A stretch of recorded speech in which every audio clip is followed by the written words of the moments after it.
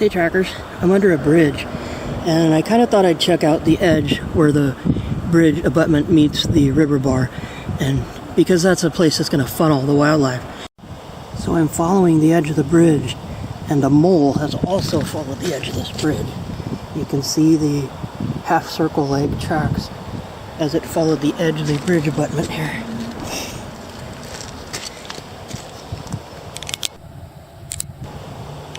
I'm going to do a little bit more about mole tracks in a minute. So I see two different creatures here. I see these tracks here, which is the side of a mole's foot. That one is the front foot right here, and this one is the hind foot. Here's a different critter. This looks like a vole cruising along, but the mole shows the edge of its front foot, which is hard to see here. But right here, you can see right along the edge of the bridge abutment, these toes belong to the hind foot of the mole. It hits the ground with the side of its front foot. So those are just the inner three toes. So it's walking along the edge of this bridge abutment to give it a guide, it looks like. Maybe the shade is better to show this, but you can see the edge right here of the front foot. These are the hind feet with the toes in more of an arc right there. The front foot hits the ground with just the edge of the spade-like digging part. So that's the mole's track. So the mole had to redirect around this log here, and so it went around the outside of it. But right here it briefly stopped, it looks like, because it got confused and didn't know which direction to go. Still following the edge of this bridge abutment. I hope you enjoyed that, and let's go see what else we can find in the mud. So how did this mole get over here on a little, essentially an island? Well, moles can swim, and the water right here is not moving very fast. There's not much current, it's pretty shallow. As the river recedes, it's maybe 6 inches deep right here. So it probably swam across from over there somewhere.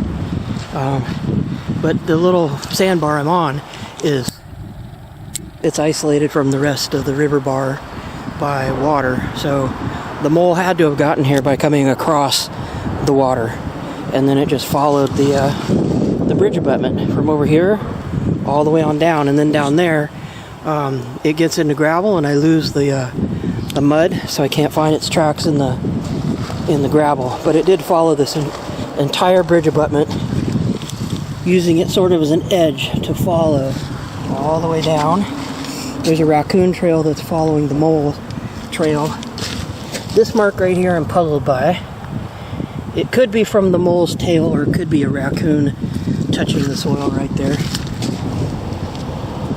Just follow the mole.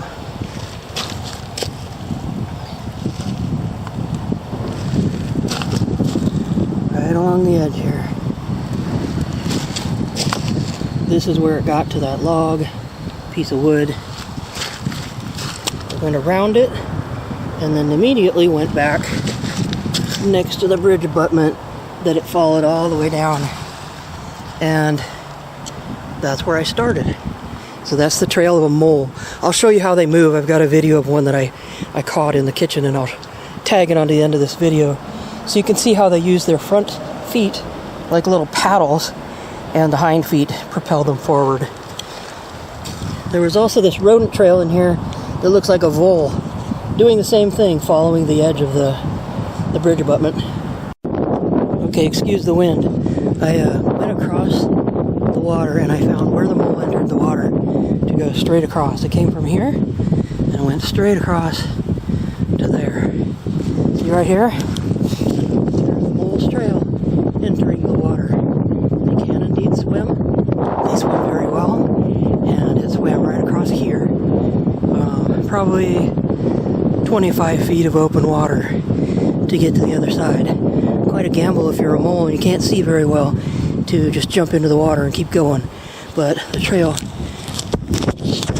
starts right here. There's one, here's one, here's one, here's one, and then go right into the water, and that mole went across the river, or across a little backwater part of the river here. So yeah, they can swim, and here's your proof.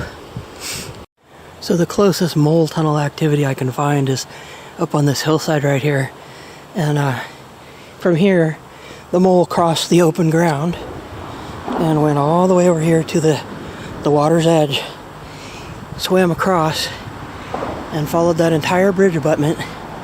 And then I think it came back, but I can't find where it came back out of the water.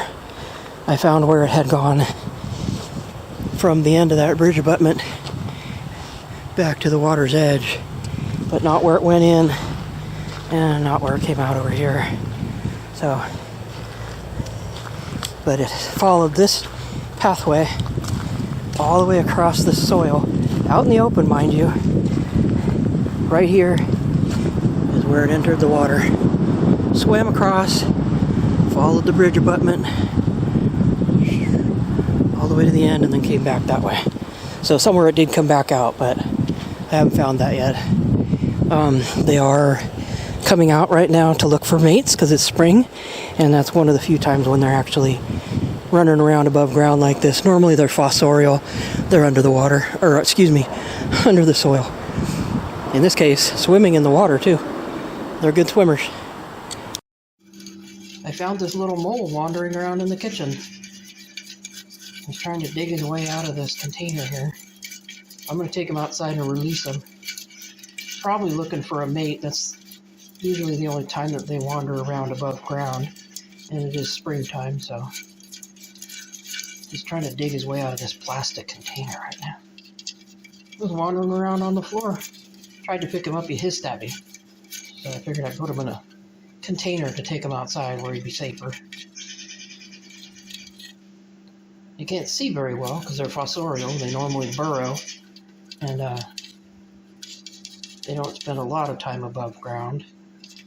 But this little guy was out here wandering around in the kitchen. See those big feet? They use those for digging. That's how they make their tunnels, and they can dig quite fast with those feet. They're like little shovels. See how he's using his feet, pushing them sideways as if to move some dirt? That's how they dig. Anyway, I'm going to go release this guy.